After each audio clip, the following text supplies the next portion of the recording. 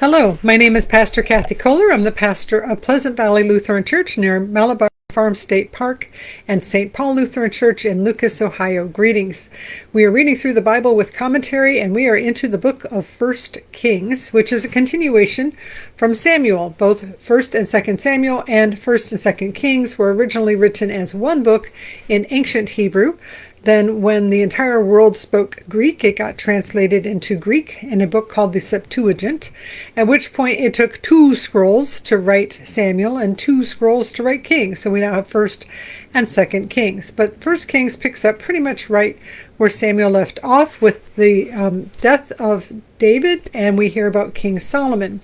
And I was reflecting about how today we're going to be reading some of the most famous things about Solomon, that he prayed for wisdom and how wise he was. But in our last session, when we heard about David dying and Solomon taking over the kingdom, we don't talk very much about the fact that he killed off all of the people that had wronged his father, and he also killed his half-brother, or had killed, was executed for presuming to take over the kingdom. So once he was established as king, that's kind of where we pick up today. So chapter 3 of 1 Kings. Solomon made a marriage alliance with Pharaoh, king of Egypt. He took Pharaoh's daughter and brought her into the city of David, and he had finished building his own house and the house of the Lord and the wall around Jerusalem. So as we've said before, in the Middle East, even to this day, alliances are made through marriage, but especially royalty, especially 3,000 years ago. If you can't attack me, I'm married to your daughter. I won't attack you, I'm married to your daughter. So a way to build an alliance and a friendship is by intermarriage. And by marrying Pharaoh's daughter, now he's related to Pharaoh and cannot be attacking Egypt, and Egypt won't attack him. So it's very much an alliance and a marriage alliance. The people were sacrificing at the high places, however, because no house had yet been built for the name of the Lord. Solomon loved the Lord, walking in the statutes of his father David, only he sacrificed and offered incense at the high places. The king went to Gibeon to sacrifice there, for that was the principal high place. Solomon used to offer 1,000 burnt offerings on that altar. At Gibeon, the Lord appeared to Solomon in a dream by night, and God said, "Ask what I should give you." And Solomon said, "You have shown great and steadfast love to your servant my father David, because he walked before you in faithfulness, in righteousness, and in upright of heart toward you." Not to say that David was perfectly well behaved. As we know, he was quite the sinner, as we all are. He was a sinner like we all are, but then he repented of his sins, and he accepted the consequences of his sins. So he does get to be called a person whose heart was after God. "And you have kept for him this great and steadfast love, and have given him a son to sit on his throne today. And now, O Lord my God, you have made your servant king in place of my father David. Although I am only a little child, I do not know how to go out or come in." Now, this does not mean that Solomon is 4 years old. He is saying that he's young, that he's inexperienced, that he is not of this great stature that his father had. "And your servant is in the midst of the people whom you have chosen, a great people, so numerous they cannot be numbered or counted," which maybe that's why counting a census is wrong. They don't ever quite say why it's a sin, but if you can count them, then they're no longer a person that can't be counted, are they? Verse 9, "Give your servant, therefore, an understanding mind to govern your people, able to discern between good and evil, for who can govern this your great people?" Verse 10, "It pleased the Lord that Solomon had asked this. God said to him, because you have asked this, and not asked for yourself long life or riches, or for the life of your enemies, but have asked for yourself understanding to discern what is right, I now do according to your word. Indeed, I give you a wise and discerning mind. No one like you has been before you, no one like you has been before you, and no one like you shall arise after you. I shall give I could talk, really. I give you also what you have not asked, both riches and honor all your life. No other king shall compare with you. If you will walk in my ways, keeping my statutes and my commandments as your father walked, then I will lengthen your life."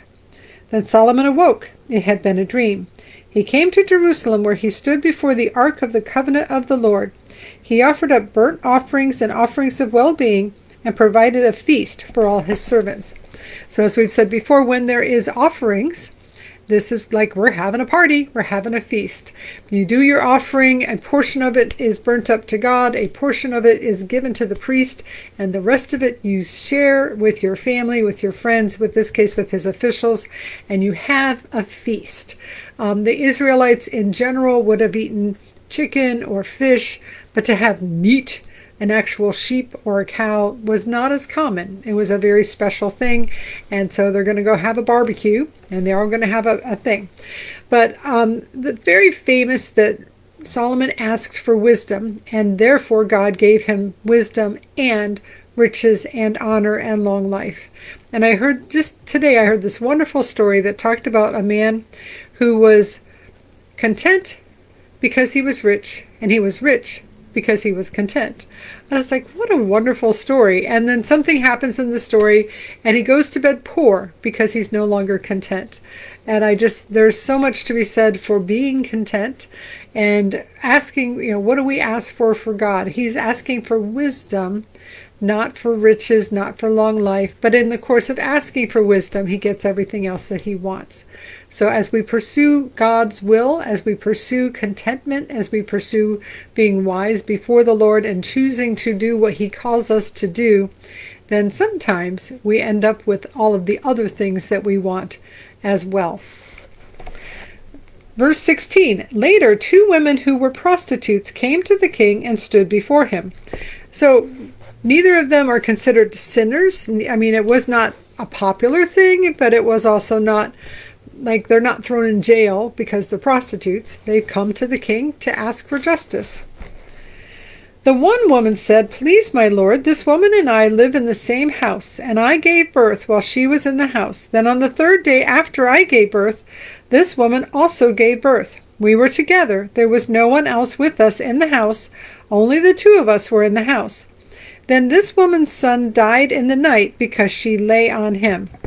Which even now they say co-sleeping is not a very safe arrangement, because you can roll over and smother your baby. And it's happened 3,000 years ago, and unfortunately can still happen today. "Then she got up in the middle of the night and took my son from beside me while your servant slept. She laid him at her breast and laid her dead son at my breast. When I rose in the morning to nurse my son, I saw that he was dead.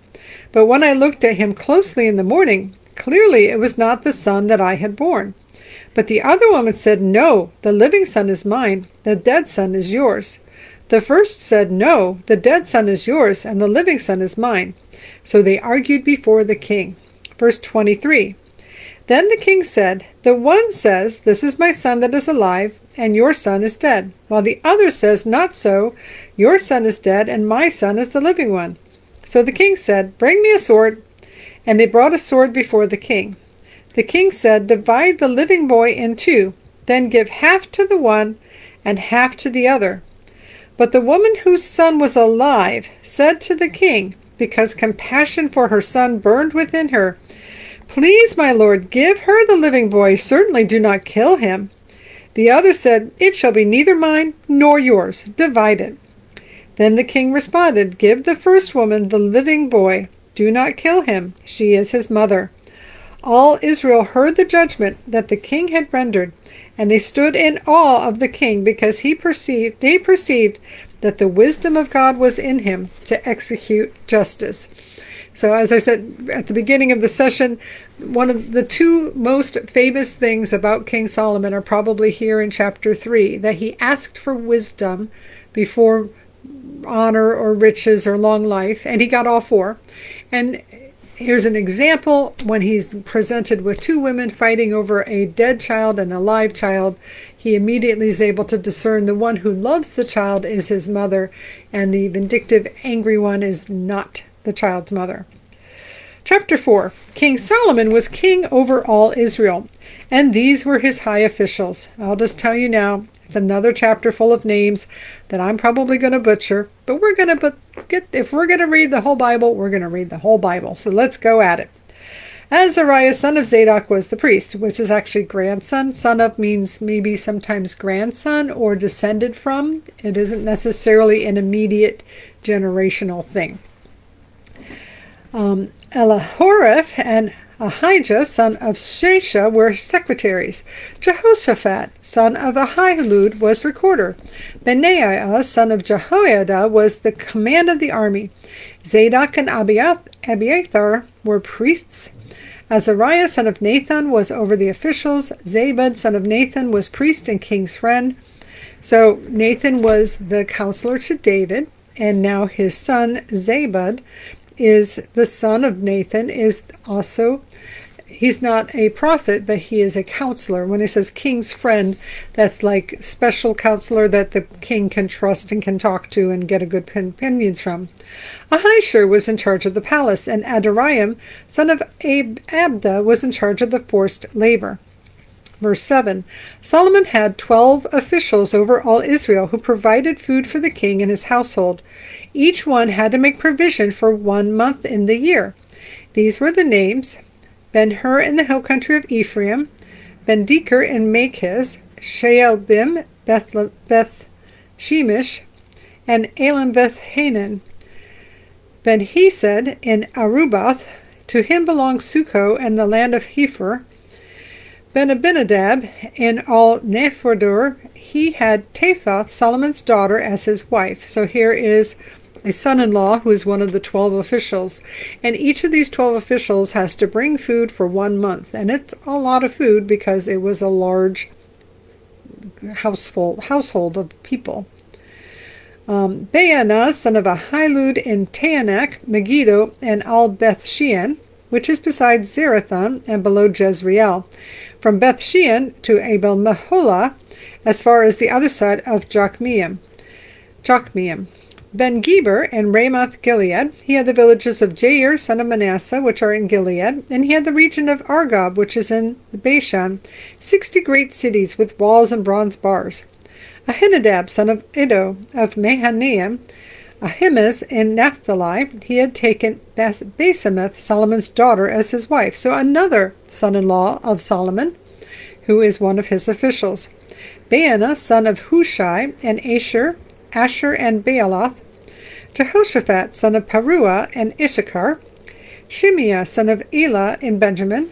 Geber, son of Uri, in the land of Gilead, the country of King Sihon of the Amorites, and King Og of Bashan. And there was one official in the land of Judah. Verse 20, Judah and Israel were as numerous as the sand by the sea. They ate and drank and were happy. What a wonderful verse. They ate, drank, and were happy. Solomon was sovereign over all the kingdoms from the Euphrates to the land of the Philistines, even to the border of Egypt. They brought tribute and served Solomon all the days of his life. Solomon's provisions for 1 day was 30 cores of choice flour, 60 cores of meal, 10 fat oxen, 20 pasture-fed cattle, 100 sheep, besides deer, gazelles, roebucks, and fatted fowl. For he had dominion over all the region west of the Euphrates, from Tiphsah to Gaza, or now known as Gaza, over all the kings west of the Euphrates, and he had peace on all sides. During Solomon's lifetime, Judah and Israel lived in safety, from Dan even to Beersheba, all of them under their vines and fig trees. So a large amount of food provided every day, because you've got Solomon's many wives. We'll hear later that he had a lot of wives and concubines, and then officials, and then guests and people visiting, and of course the army. Even though he doesn't fight much, as we hear next, he's got a pretty good sized army ready to go. Verse 26, Solomon also had 40,000 stalls of horses for his chariots and 12,000 horsemen. Those officials supplied provisions for King Solomon and for all who came to King Solomon's table, each one in his month. They let nothing be lacking. They also brought to the required place barley and straw for the horses and swift steeds, each according to his charge. Verse 29, God gave Solomon very great wisdom, discernment, and breadth of understanding as vast as the sand on the seashore, so that Solomon's wisdom surpassed the wisdom of all the people of the East and all the wisdom of Egypt. He was wiser than anyone else, wiser than Ethron the Ezrahite, and Heman, Calcol, and Dartha, children of Mahol. His fame spread throughout all the surrounding nations. He composed 3,000 proverbs, and his songs numbered 1,005. He would speak of trees, from the cedar that is in Lebanon to the hyssop that grows in the wall. He would speak of animals and birds and reptiles and fish. People came from all the nations to hear the wisdom of Solomon. They came from all the kings of the earth who had heard of his wisdom. So Solomon is now very thoroughly established as king over a united Judah in the south, Israel in the north, and everybody is at peace and happy, and it's just the wonderful verse. And they're living under their vineyards, they're living in the trees, they're happy, they're comfortable, they're at safe. There's no worrying about marauding raiders coming in and attacking you and taking your wife and killing you. There's just everybody's at peace. And Solomon is rich and also very wise and very educated and very learned. And it's, as we were saying earlier in this session, what do we pray for? If God were to say, what do you want? You can have anything you want. What would be the thing that you would want more than anything else? And in wisdom and asking for wisdom to rule the people of God, God was very pleased, because he wanted to do what was right for the people and not so much for himself. And I think that applies to even us who will never rule multitudes of people, but to still have a desire to do what God calls us to do, to still have the desire to serve the people in our lives, whether they're our immediate family, our co-workers, our extended family, our neighbors. I mean, none of us live completely. I have cousins that live in the boonies, and even they do not live unconnected from other people. They have neighbors, they have relatives. We live in community with others. And how can we serve the people that we are in contact with? How does God call us maybe not to be the ruler over a huge nation, but to still be a servant to our families, our friends, our communities? So what would you ask for if you could ask for anything? And I would hope that we are all desiring to do what God calls us to do. And now may the Lord bless you and keep you. May the Lord make his face shine upon you and be gracious unto you. May the Lord look at you with favor and give you peace. In the name of the Father, and of the Son, and of the Holy Spirit. Amen. Go in peace, like, subscribe, comment, and we will see you again next time. Thanks for being here.